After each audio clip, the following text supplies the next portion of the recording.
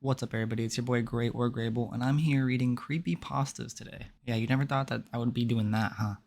Because we different over here. We're doing an array of different things on this channel, and I don't give a fuck. Before we start this video, and I start reading all sexy and go ahead and leave a like, a sub, and a comment on the video, and let me know what you think down below. With nothing left to say, let's get right into this video. This creepypasta is called Lost in the Woods by William Rayne. I assume it is. Lock in. No stutter jutsu. Okay. Lost in the woods was a phrase my father used a lot when I was young. Should we be out in the world and witness someone acting out in any way? That boy's lost in the woods, he'd say, shaking his head in that parental disappointment sort of way, even when they weren't his child. When I reached my early teens, struggling to find my place amongst my peers. "You're lost in the woods, kid," he'd say, in a far more sympathetic and compassionate manner. I endured some hard times over the years, while I tried to find where I belonged in the world, but my dad was always there for me. Though I wasn't exactly an outdoorsy type, his words were always reassuring, even if I hoped to never be caught dead in a forest, let alone lost in one. We would inevitably talk about my problems after he would diagnose my symptoms in his own special way, but I learned to understand that the same saying would read differently depending on the situation. Even during those last few weeks, he battled against a cancer devouring him from the inside out. He too was lost in the woods. I like to think that when he passed, when his suffering reached its end, he finally saw what lay beyond the trees. I suppose it was only fitting that it was as I drove home from his funeral that I found myself in a far more literal version of his all-purpose metaphor. Over that time, I became certain I would be joining my old man outside the borders of the forest, so soon after he made the trip himself. I had chosen not to ride with my mom and stepfather, Dale, as I wanted to be alone with my thoughts. I didn't have a problem with my mother's husband. He'd always treated me well enough. My parents had remained close after the divorce, as they both agreed that they were always better friends and lovers. Dad got along with his replacement better than most under such circumstances, but it always felt like Dale tried a little too hard when the old man was around. It may have been nothing more than the inherent jealousy a man feels towards his significant other's ex. Maybe he had some insecurities about the situation, but Pop and I would laugh about it when we were alone. I was always tight with my dad, far more so than anyone else in my life, with him being the one I would turn to when I needed to talk. I wanted to be alone on this one. I think I needed to. Had I ridden with my mom, Dale would have likely tried his damnedest to get me to talk about how I was feeling, which I was not remotely ready to do. Even when the rain began to pour down from above, I was mostly mentally checked out as I guided my car from one road to the next. The spot on which my dad wanted to be buried was some miles into the next state over, the one he grew up in before relocating back in the day. While the path I traversed that day was somewhat unfamiliar, my subconscious was able to focus on the road while my mind drifted beyond the confines of my old Chevy. I suppose that's why it took me a moment to register a truck ahead of me, sharply veering into the other lane. By the time I noticed where the road had split, opening a wide fissure on the tarmac, I didn't have a chance to miss it. The collision, or a lack of a better term for skidding into a large gap in the pavement, happened so quickly that I was only vaguely aware of what was happening before everything went black. The heavy rainfall we had been experiencing off and on for weeks led to a few of these fissures forming across the state. Be it from poorly maintained roads or simply years of water seeping between the cracks, I couldn't say. It wasn't exactly my area of expertise or anything. I remember my dad saying, sometime over that previous month or so, that the cities would be buried beside him by the time the dust settled. Maybe it was the medication talking, but he feared that hell itself may be reaching through the cracks, stretching its tendrils through the very foundation of reality to claim this world for its own, one stretch of a road at a time. When my eyes blinked back to awareness, my dramatic shift in surroundings caught me off guard. At first, while I had been at the helm of my old Chevy when I blacked out, the fact that I found myself lying splayed out on the floor of an unfamiliar forest took me a moment to fully grasp. The rain had stopped, leading me to believe I must have been out of it for a while, but when I pressed my palms to the ground to find it wasn't even damp, I began to question my sanity. "You're lost in the woods, kid," I heard echoing from the back of my mind as I hesitantly raised from the dirt to a trembling and weakened legs. Attempting to rationalize my relocation while I slept, I assumed that someone must have pulled me from my likely crumbled car before dragging me into the middle of the woods that stood beside the road I was traversing. Why would anyone do this? I couldn't fathom. Maybe, I thought, more cracks opened up, so someone carried me here. Perhaps they thought the road wasn't safe, so they dropped me off before going to get help. Not the most likely rationalization, but it was something. While I gazed around my newfound surroundings, seeking out any indication of which direction would lead me back to the road, I became more aware of the unsettling silence. Being the middle of winter, the bare skeletal trees and dead leaves lining the forest floor didn't feel out of place, but I could find no evidence of anything else alive out there. Glancing upwards, the blank and gray sky appeared as lifeless as the world around me. I couldn't even feel a breeze.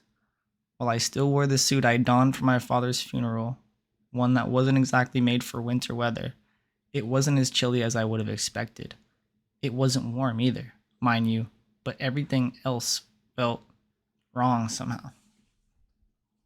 The colors looked muted, in a way. The bark of the trees was an almost sickly grayish brown. The discarded leaves scattered across the ground were more yellowish and diseased looking than I would have expected.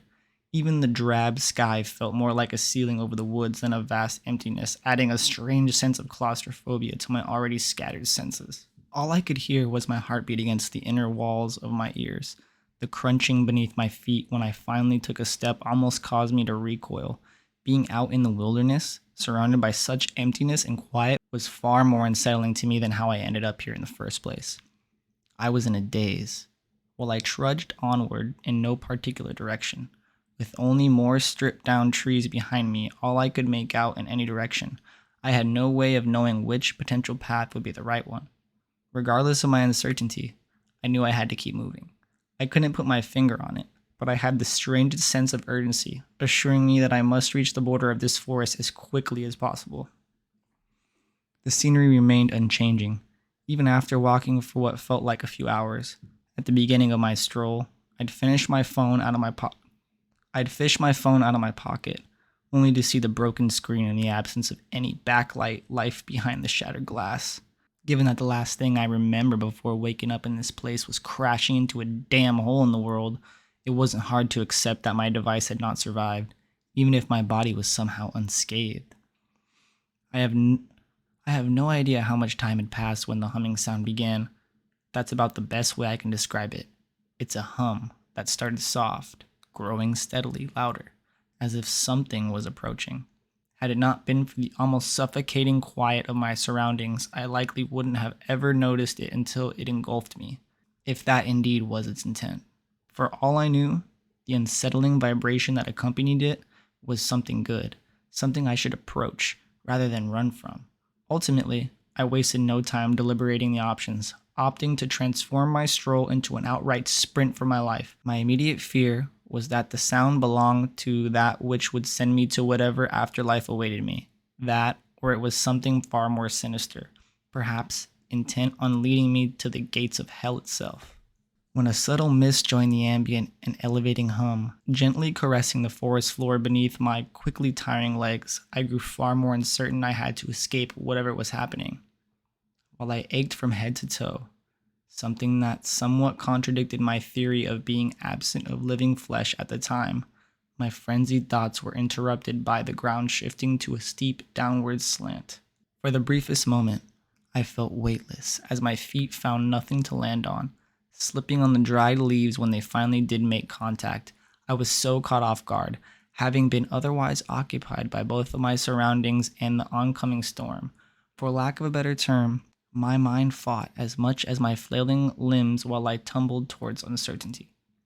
If nothing else, when my fall came to an end, with my body splayed out, face down on another unfamiliar bed of dried leaves, the humming vibrations felt further off. Again, my mind fought to remain conscious as the dizziness of my quickly paced descent caused the world to spin around me, but I could not allow myself to pass out here, not with whatever was pursuing me. As I pushed my palms against the ground, struggling to get somewhat upright before the darkness could swallow me whole, Something happened that most certainly brought my wavering consciousness back to my dire circumstances. "Stay down, friend," the stranger, who seemingly appeared out of nowhere, said, pushing me back down by the shoulder. Regardless of his encouragement, I landed hard, having completely lost my footing, being surprised by the unexpected touch. "What? Who the fuck?" "Shh," he said, crouching down beside where I now sat. "Just let it drift on by."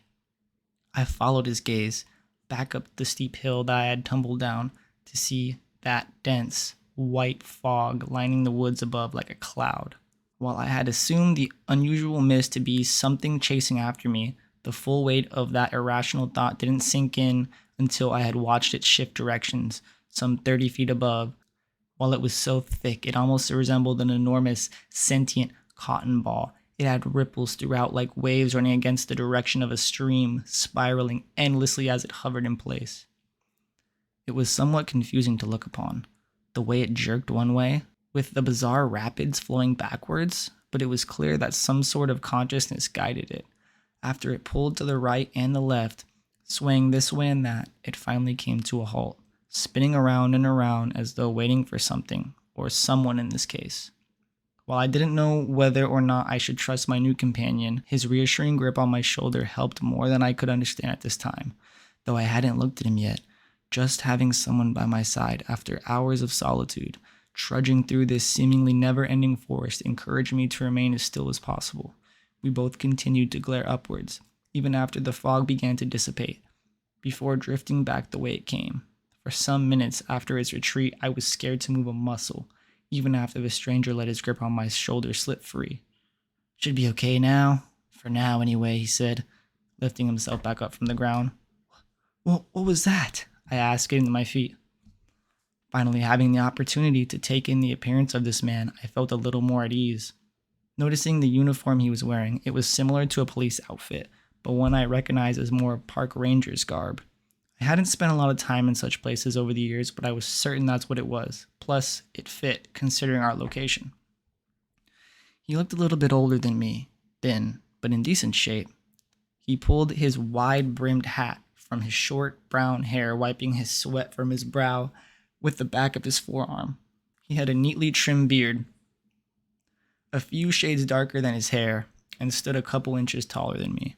"Nothing you want to get caught up in," he said, placing the hat back in place. "That's a damn fact." He looked back at me, giving me a small smile. It was then that I noticed that his eyes were an almost translucent sky blue.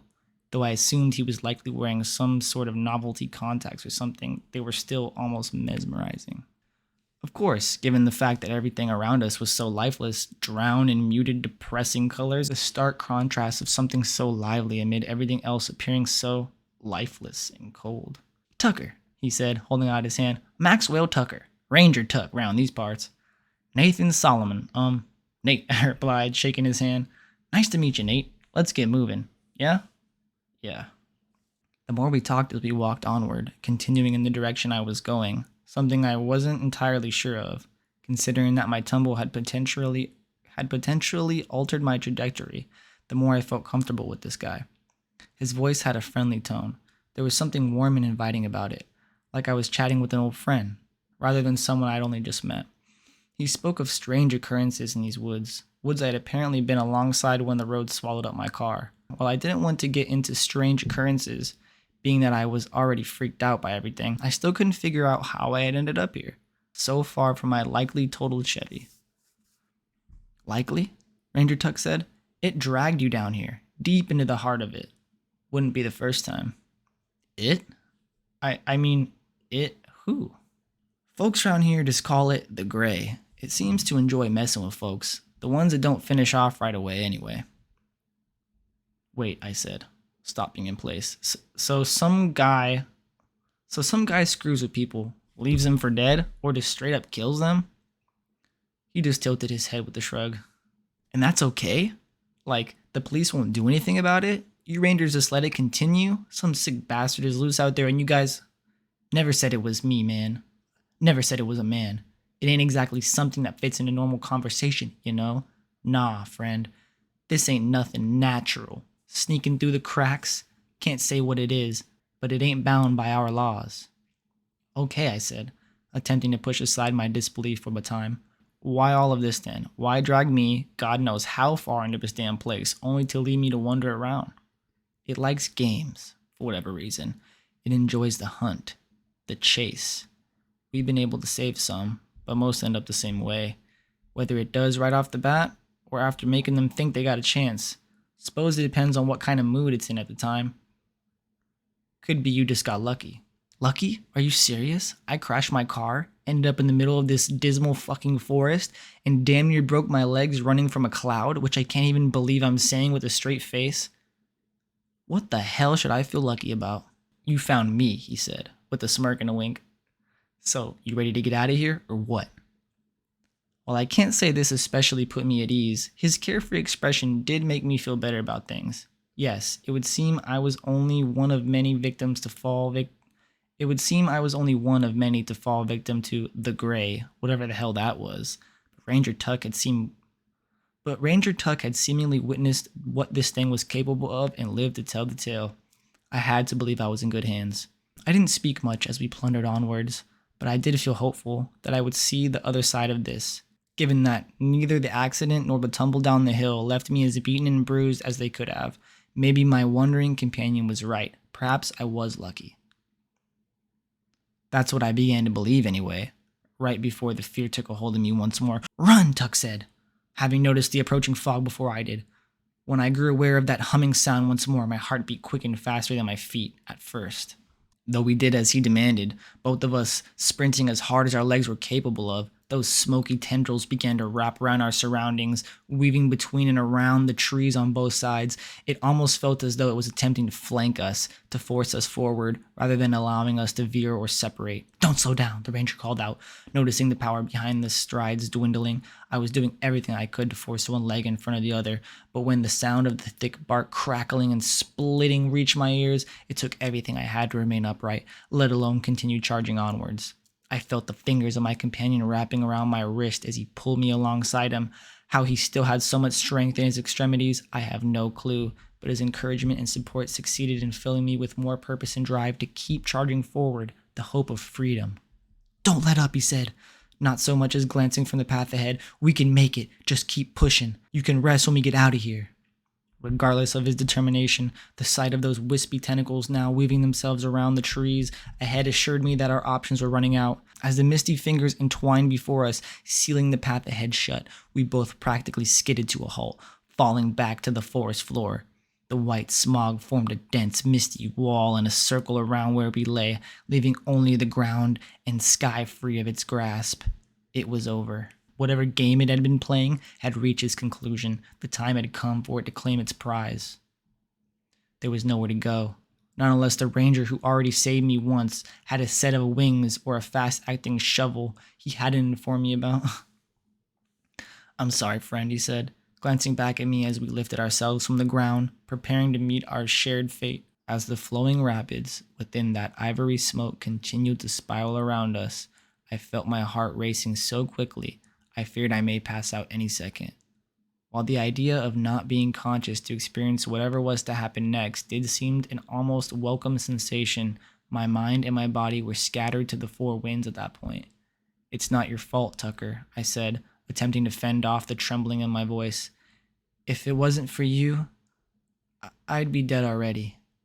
The cylinder of dense fog began to shrink, closing in on us from every angle, stopping its approach only feet from where we stood. "You're not following me," Tuck said, slowly drifting his head around. It looked as though wispy feet were stepping from the fog, as though a ghostly army was hidden away within it. More mist flooded upwards, forming some sort of spiderweb dome above us. As legs began to trail out, followed by almost translucent bodies, the smoke peeled away between each one, like cotton candy being separated. "That ain't it. That ain't what I'm sorry about." As the arms reached from each misty torso, one of them with elongated fingers ready to snatch us up from where we stood, my companion moved so quickly my mind hadn't a chance of understanding what was happening. "I'm sorry I can't go further with you," he said, gripping my shoulders in his hands. "Just keep running and don't look back." Before I had a chance to protest or otherwise argue against it, I felt my feet lifting from the dried leaves as my body was launched through the gap ahead, tearing through the already torn strips of dense, stringy fog. "Go!" I heard, screaming out from a strange ball of wispy energy as a light began to illuminate from within. While I wanted to fight back, to free the one who had thrown me to freedom as effortlessly as if he were tossing a towel into a laundry hamper, I wouldn't even know where to start. While the ripples of smoke encased him, the high-pitched, shrill squeak that accompanied the vibrant glow damn near turned my hair white. "Go!"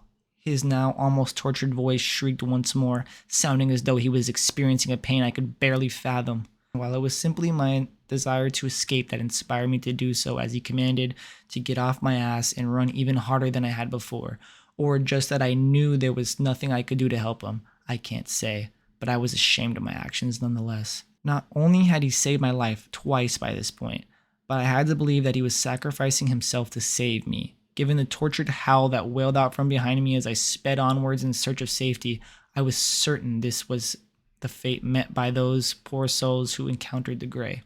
When the agonized scream bled into an explosion, sounding as though it had fragmented those trees surrounding where the ranger had his final stand, the shockwave tossed me back into the forest floor like a rag doll. As I lay there, feeling my consciousness slipping back into black, I couldn't tell what sort of condition I was in. My mind slipping, I tried to push up from the dirt and the dead leaves, but that concussion had drained every ounce of strength I had left.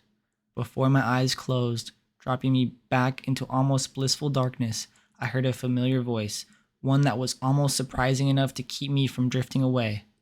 "You're gonna be all right now. See you around, friend." The hospital bed I awoke in felt heavenly after passing out in the woods, or so I thought anyway. When my mom came running up to my bedside with Dale smiling down at me by her side, I was still out of it, be it from whatever they fed into my veins to take the edge off my pounding in my head, or simply whatever damage lay beneath the gauze around my scalp and forehead. I had no clue. We had talked a little while we waited for the doctor, my mom trying to fight back the tears that streamed down her face while my stepfather's arm wrapped around her midsection. Though what she told me didn't quite match up with my recollection of things, that it took the firefighters and paramedics some time to pull me free from the wrecked car, halfway swallowed up by the fissure on the road, I didn't fully register the implications at the time. When my doctor arrived, stating that he was confident the surgery performed on my cracked skull had been a success, I still assumed the injury to have had been caused by the shock wave, throwing me to the forest floor. The cast around my leg, as well as the bandages around my left wrist and both hands, would take less time to heal than my fractured dome. But he felt certain I would make a full recovery in due time. Over the months that followed my short stay in the hospital, I went through a good deal of work to retrain my broken body and mind. Once I had healed enough to do so, before long, I was cleared to return to work and having made a full recovery from my injuries as the doctor had predicted. The 3-inch scar across my hairline isn't too noticeable, and neither are those across my wrists. But the marks on my hands from the mincemeat left in the wake of my windshield crashing down on it stand out like a literal sore thumb. Still, some battle scars are a small price to pay, all things considered. Once life returned to normal, I took a short trip one weekend, back to the woods I had crashed alongside. It took me a while to locate the ranger station, but I had to find out if Maxwell Tucker was real or just a figment of my fractured mind. While I had hoped this could provide some answers about what I had truly experienced that day, I also wanted to be able to thank him for what he did for me. When I pulled up alongside the quite lovely log cabin that appeared to house the rangers of this slice of the forest, a uniformed man and woman leaning on one of the jeeps gave me a wave. While I thought about beginning with a little small talk, as I climbed out of my dad's old truck to approach the two wearing friendly smiles, I thought it was just best to get right to the point. "Hi," I said, tipping the brim of my baseball cap. "Would you happen to know if Ranger Tucker is around?" "Tucker?" the small, broad-shouldered guy asked, glancing at his associate. The woman, who looked to be in her mid-30s or early 40s, with dark hair tied into a ponytail beneath her wide-brimmed hat, formed a strange sort of scowl as she blinked from her colleague to me. "Only Tucker we had around these parts ain't around anymore," she said, squinting her eyes at me as she studied me. "Oh, Maxwell Tucker? Is that him? Ranger Tuck?" "Uh-huh," she said, giving me a very strange look. He used to work here with us some 15 years back." "Oh, wow. I could have sworn he was around my age," I said with an awkward laugh. "Do you happen to know where he is now?" Same place he's been for a decade and a half now, son, she said, gesturing to the left with a tilt of the head. When I turned to see a small cemetery up the hill, I felt all the blood drain from my face, my legs giving out beneath me. Whoa. Whoa now, the woman called out, she and her partner catching me before I hit the ground. After they carried me inside, laying me on a lumpy yet comfortable couch, the tall man fetched me some water, while one of the others laid out a wet towel across my brow. After my heartbeat regulated, Ranger Angie Temple, who had helped me inside, accompanied me on a stroll up to the old boneyard. We talked a good deal over the hours that followed. While I was hesitant to tell her about how I met Ranger Tucker, she told me a good deal about the man who consequently saved both of our lives. She was still green around the gills back then, with Tuck being her trainer. One day, some 6 months after she joined the Rangers, they responded to a call about an attack out in the woods, those that ran alongside the road that swallowed my car. Assuming it to be a bear or some other wildlife having jumped some innocent campers, they headed out to the scene, armed and prepared. I felt like my damn heart was about to burst through my chest when Tuck looked at me just as calm as he was walking to the kitchen to fetch a snack, Angie said with a chuckle, running her hand across a tombstone bearing his name. When they arrived to see a large, shaggy-haired man with a pistol trained on the crying teenage girl he held, and a butane torch in the other hand wrapped around her, she was uncertain if this was something they could handle. The boy around her age laying on the ground, bleeding upon the leaves, looked like he was long gone, but all of this was enough for the fear to almost paralyze her where she stood. Again, Tuck still wore the carefree smile as he tried to calm the situation, attempting to convince the disturbed man to release the hostage. For a second there, I thought he was going to pull it off, Angie said, a tear leaking from her right eye. But when the big guy raised the gun, pointing it right at me, pushing the girl he held to the ground, I knew I was done for. She lowered her head, still caressing the gravestone like a dear friend.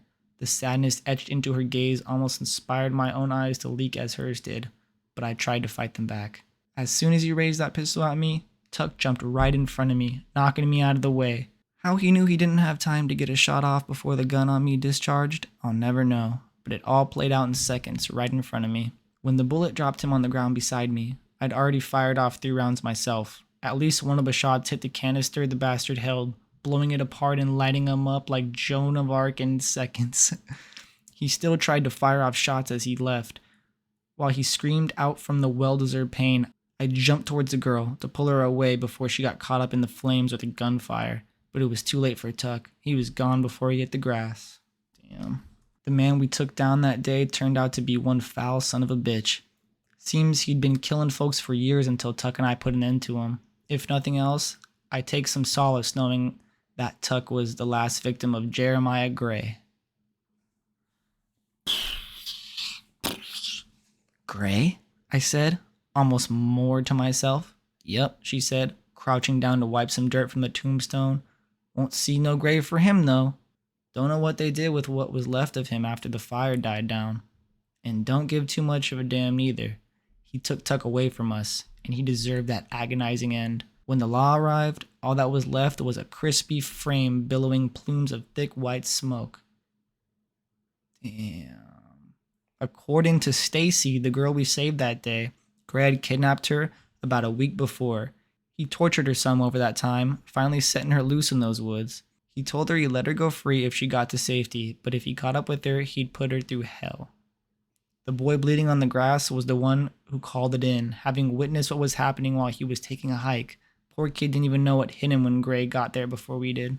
I never told her the full story of how I came to meet Maxwell Tucker, nor the implications of what or who we perhaps both faced between those trees. We talk a lot since I joined the Rangers soon after that meeting. We still talk about Tuck as well. While I may never have had the opportunity to really get to know the man who saved me from a potentially grim fate that day, those who knew him in life have shared with me a great deal about him. Over the years that followed the death of both Maxwell Tucker and Jeremiah Gray, there had apparently been some strange occurrences out in that forest. Someone would go missing from time to time, others would turn up dead. Now and then, though, one of those presumed dead would turn back up, confused about what happened. Even after they closed that section of woods to the public, it wasn't easy to keep those curious enough to enter from sneaking in. A forest isn't exactly something easily blocked off completely, but they still did what they could. While those who survived these strange occurrences had no recollection of how they made it out alive, I know how they reached safety, or who led them to it anyway. Whatever the case, ever since my encounter with the Grey, these unsettling events seem to have come to an end. I'd like to think that Tuck finally finished off that son of a bitch for good that day. While I want to believe that this may have allowed him to move on to whatever lies beyond this world, I have a feeling he's still down there, watching out for us. I spend a lot of time in those woods. It's a strange sensation, how vibrant and alive everything appears on this side of the looking glass. Still, should I ever have an opportunity to thank Maxwell Tucker for what he did for me, my best chance would be out there. Plus, if he is still out there, it's only fair that I keep watch on this side, just in case our old friend returns. I still miss my dad. I suppose I likely always will. That's the nature of loss, after all. Now that I feel like I finally found my place in this world, I just wish I could tell him, you know? I wish I could let him know that his son is no longer lost in the woods, but found where he belongs within them. I doubt that either of us could have predicted that one. Wow. I got chills. I got chills through my body right now. Chills, bruh. That was the story Lost in the Woods by William Rayne. That was c'est magnifique. Well, everybody, this has been Grey or Greyble. If you liked the video, please leave a like, comment, and a sub down below. Let me know what you thought. Let me know if I should make more videos like this, do shorter stories, longer stories. Just let me know. Thank you for being here. Thank you for waking up this morning. Thank you for being so nice. Thank you for supporting me. Much love to everybody who comes by and watches these videos. If you made it this far, type the word cantaloupe down in the comments so I know who the real ones are. I hope everybody has a beautiful night, and late, y'all.